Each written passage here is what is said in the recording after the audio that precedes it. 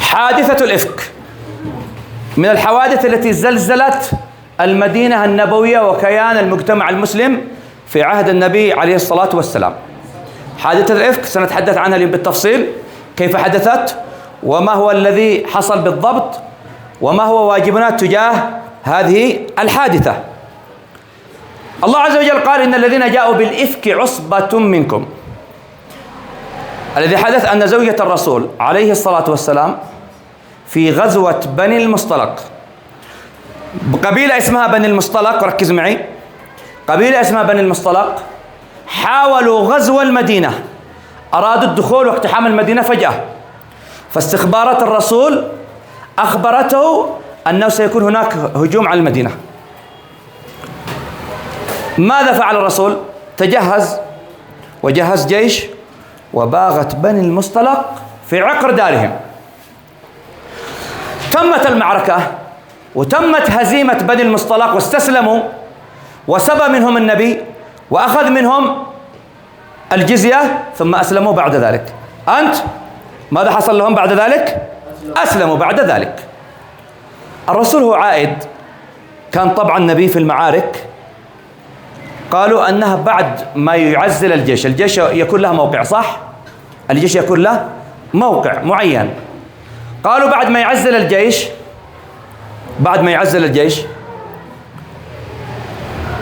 يترك واحد يسمى المعقب. ماذا يسمى؟ المعقب. اسمه صفوان ابن المعطل، هذا واحد صحابي اسمه صفوان ابن المعطل.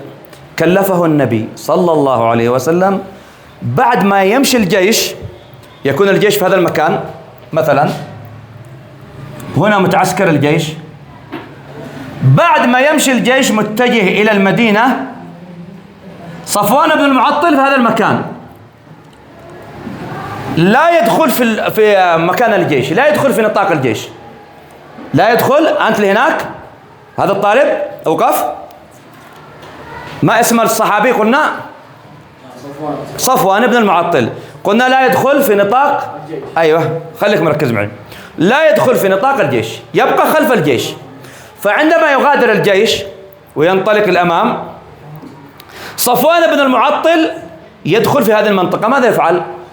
قالوا يبحث، إذا واحد سقط عليه سيف، سقط عليه مال، سقط عليه ذهب، سقط عليه فضة، ضاع عليه غنم، أي شيء من الضائعات يجمعها ويذهب بها إلى المدينة ويعيدها لأصحابه. يعني ماذا؟ يبحث عن المفقودات، لأنك أنت معك جيش بالآلاف.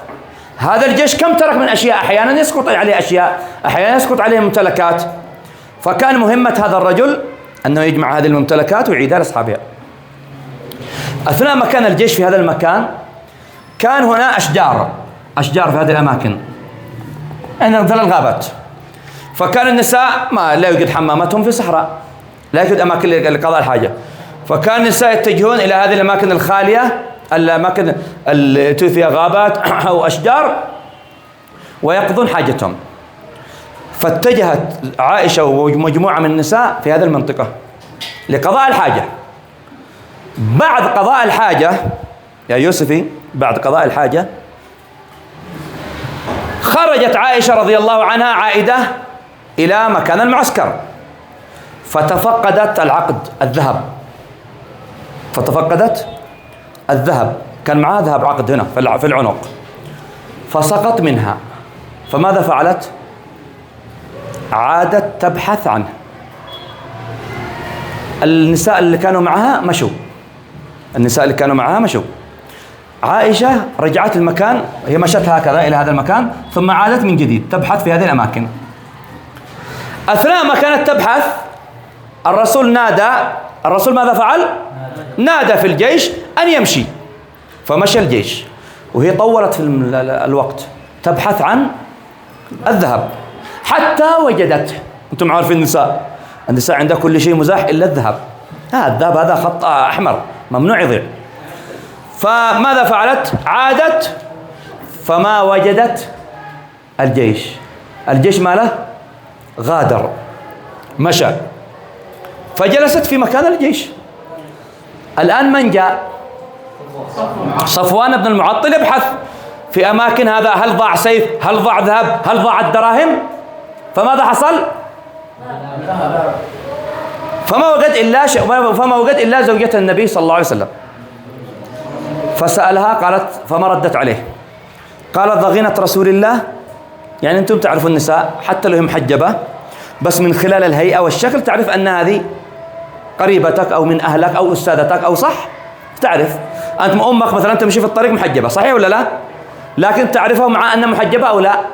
من هيكل الجسم وهيئته. فعرف أنها ضغينة رسول الله، زوجة رسول الله. قال فما ردت عليه، سكتت. قال لا حول ولا قوة إلا بالله. هو كان معه جمل، فقال لها اصعدي على الجمل، فصعدت على الجمل، وأخذ الجمل يجري بسرعة، وهو يجري يريد الحق بماذا؟ بالجيش. والذي كان مسؤول على الجمل الذي كانت فيه زوجة النبي ماسك الجمل ويمشي، قصد على أنها داخل الهودج، موجودة دخلت، ما يدري أن الهودج أو مثل كذا الغرفة المربعة فوق الجمل، أنه كان فاضي يا داود، أنه كان ماذا؟ فكان تظن أن كان اللي ماسك الجمل يظن أن الهودج داخله عائشة رضي الله عنها وهو يمشي. فحاول، قالوا صفوان أن يلحق بالجيش، حاول يسرع. قالوا فما أدرك الجيش إلا قد وصل إلى المدينة، مشى فما وصل إلا على أبواب المدينة. الآن المنافقون نظروا وجدوا من؟ صفوان بن المعطل ماسك الجمل وعائشة فوق الجمل هودج. أيوة، تأخرت مع صفوان. إيش معاهم؟ أكيد في حاجة، في صحبة، في صداقة، أكيد لديها صديق، أكيد في زنا، واتهموها بهذه التهمة التي يترفع اللسان عن قولها. يعني حتى ما ينبغي لنا ولا يجوز لنا أن نتكلم حتى من باب الشرح. يعني اتهام لعرض النبي ما هي سهلة. تخيل واحد يتهم في عرضك، كيف سيكون موقفك؟ فما بالك بنبي والرسول. والله إيش ماذا قال؟ الخبيثون الخبيثات والطيبون للطيبات. يعني الخبيث ما يتزوج إلا خبيثة، والطيب يتزوج إلا طيبة. الزاني لا ينكح إلا زانية، يعني يتزوج زانية أو مشركة، والزانية لا ينكح إلا زان. فلذلك الرسول مؤمن، رسول الإسلام، هل معقول زوجته تفعل هذا الفعل؟ سيدخل من ضمن هذا وهذا، ما نقدر نتكلم. فلذلك حاشا لله أبدا أن تكون زوجة الرسول فعلت هذا الفعل أبدا، ولا نفكر فيه حتى مجرد التفكير. فعندما وصلت إلى أبواب المدينة مع الجمل وصفوان بن المعطل، رأى المنافقون هذا المشهد. ماذا قالوا؟ بدأت التحليلات، بدأت الإشاعات بالفاحشة. أنت اللي هنا وقف. من هم الذين بدأوا؟ وقف. من هم الذين بدأوا بالإشاعات الآن؟ أحسن، تجلس. فإذا المنافقون من طبعهم دائما إشاعة القلاقل والبلابل والتهم في المجتمع والطعن في أعراض المسلمين. هذه صفات المنافقين. وللأسف بعض المسلمين يا سماوي ألسنتهم لاكت في هذا الكلام. كان من ضمنهم حسان بن ثابت شاعر الرسول، نقل الخبر فقط. سمعتم آخر خبر؟ ما هو؟ قالوا كذا وكذا وكذا.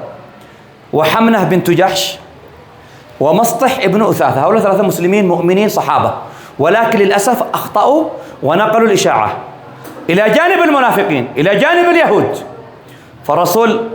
فالرسول جلد هؤلاء الثلاثة. الرسول جلد حسان وحمنة ومسطح، الثلاثة هؤلاء جلدوا. أما المنافقون فهم أذكياء، نشروا الإشاعة. المنافقون، أنت اللي هنا، أيوة وقف. المنافقون نشروا الإشاعة بخفية أم بعلن؟ بخفية، نشروها بخفية. اجلس انتبه معي. فالمنافقون نشروها بخفية لكي لا يمسك عليهم الرسول أي شيء. بدأت القلاقل في المجتمع، بدأت الإشاعة، وعائشة ما هي تعرف، حتى علمت عائشة أنهم يتكلمون عنها والإشاعات وأخبروها النساء.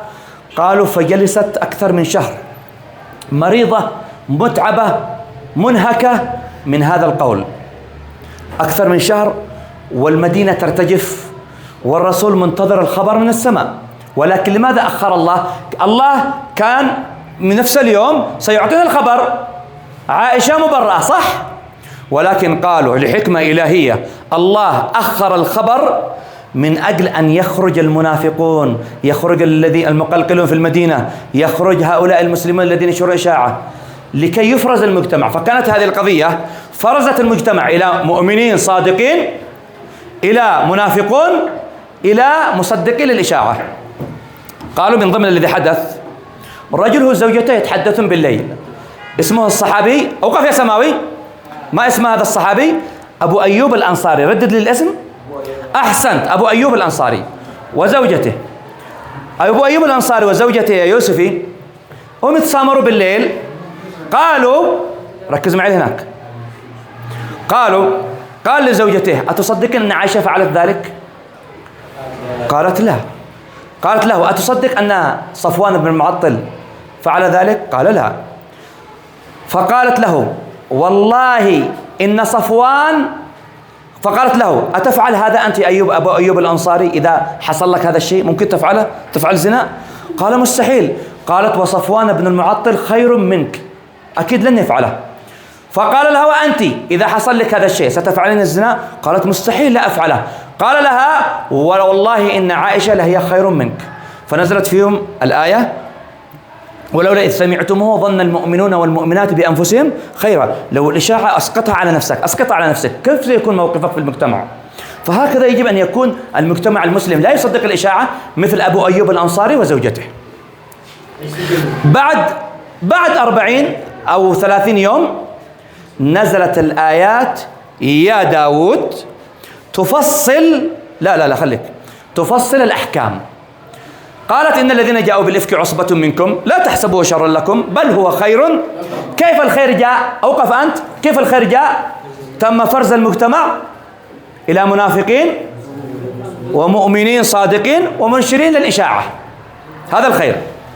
في واحد اسمه عبد الله بن أبي بن سلول، هو الذي قال الله فيه والذي تولى كبره منهم له عذاب عظيم. الذي تولى الكبر هو الذي قال ونشر الإشاعة وقال زوجة النبي فعلت الفاحشة مع فلان، هو نفسه هذا عبد الله بن أبي بن سلول هو الذي نشر الإشاعة. قالوا يا جماعة قبل هذه الحادثة الرسول لم يكن يعلم أبدا أن هذا منافق. قبل هذه الحادثة، قبل غزوة بني المصطلق، لم يكن يعلم النبي أن عبد الله بن أبي بن سلول منافق والذين حوله إلا بعد هذه الحادثة. إذن كشف ولا ما كشف؟ كشف. وقال أيضا ليخرجن الأعز منها الأذل. لما اختصم واحد من المسلمين في المعركة، اختصم واحد من الأنصار مع واحد من المهاجرين على البئر، والله لشرب أنا قبلك، والله لأسقي دابتي أنا قبلك، فاقتتلوا. واحد قال يا للأنصار يعني يدعي قومه، واحد قال يا للمهاجرين ويدعي قومه، فحصلت مشكلة. فماذا قال عبد الله بن أبي بن سلول؟ قال أيوة هؤلاء مثل الذي قالوا سمن كلبك يأكلك، سمناهم أكلناهم المهاجرين هؤلاء واليوم أصبحوا يأكلونا. شوف الكلمة القذرة كيف قالها. ثم قال لا إذا لو وصلنا المدينة ليخرجن الأعز منها الأذل، الذليلين هؤلاء محمد وأصحابه سيخرجونني أنا. هذا من الكلام، قال هذا الكلام عبد الله بن أبي سلول، الكلام خطير. فعبد الله بن أرقم، زيد بن أرقم أو عبد الله بن أرقم، هذا استحضر اسمه، صحابي صغير عمره يمكن 10 سنوات. أول ما سمع عبد الله بن أبي بن سلول يقول هذا الكلام انطلق مباشرة يأتي ويخبر الرسول. فلما أخبر الرسول استدعى عبد الله بن أبي سلول فحلف الأيمان وقال يا رسول الله هذا طفل جاهل ما يفهم. فنزلت سورة المنافقون مصداقا لابن الأرقم الطفل هذا. فنزلت سورة المنافقون توضح على كلام ابن الأرقم أنه كان صحيح. فكان عبد الله بن أبي بن سلول كان رئيس المنافقين ونشر هذه الإشاعة. بعدها بعد ما كشفت الآيات ووضحت الآيات، الله عز وجل أمر نبيه أن يطبق الأحكام فيهم. فالآن معنا 3 اللي نشروا الإشاعة بإعلان أمام الناس. مصطح بن أثاثة، رددوا معي، مصطح بن أثاثة حفظ الاسم، وحمنة بنت جحش، وحسان بن ثابت. فجابهم النبي وجلدهم 80 جلدة. الرسول كم جلدهم؟ 80 جلدة حق الإشاعة. والمنافقون ما عرف منهم لأنهم كانوا ينشروها بخفية. ثم وضح الله عز وجل قال إن الذين يحبون، ركز ركز ركز، أن تشيع الفاحشة، ترند، يطلعوها ترند، معه مقطع محرم. احنا في وقتنا الآن، في زمننا الآن، معاه مقطع محرم مثلا على الانستغرام، على التويتر، أنت اللي هناك، على الفيسبوك، على الواتساب، يمكن معاه مقطع إنسان وينشره ويشاهده مليون. أشاع الفاحشة أو لا؟ لو شاهدوا 2 مليون، لو وزعوه 1000 شخص، أشاع الفاحشة أو لا؟ هذا يدخل من ضمن إن الذين يحبون أن تشيع الفاحشة. واحد يتحدث دائما بقصص جنسية، ببطولات وهمية مع نساء، يا ولد هل يحب هذا أن يشيع الفاحشة ولا ما يحب؟ اللي يتصرف بهذا التصرف يحب أن يشيع الفاحشة. فإذا اللي هناك يجب أن نتعلم من الدرس اليوم على أننا نحفظ ألسنتنا من إشاعة الفاحشة، وكل إنسان يبدأ بأهله، يقول لو هذا الكلام في أهلي كيف سيكون؟ فإذا بعض الأقوال قالت على أن ماريا كانت فيها الإشاعة أيضا، ولكن ماريا القبطية هذه قصة أخرى ليست في ضمن الآيات. ماريا القبطية زوجة الرسول، هذه دخل عندها واحد جاء من مصر من أقاربها من محارمها، فدخل عليها بدون إذن، فالناس قالوا كيف دخل واحد غريب على زوجة الرسول، وأشاعوا الخبر. فوضح النبي لهم على أن الذي جاء رجل قريب من محارمها، أخوها أو خالها مش عارفين، ودخل عليها طبيعي. فلكن ليست هذه الرواية صحيحة كما أكد العلماء على أن الرواية والآيات نزلت في عائشة رضي الله عنها وأرضاها، وصلى الله وسلم على نبينا محمد وعلى آله وصحبه وسلم.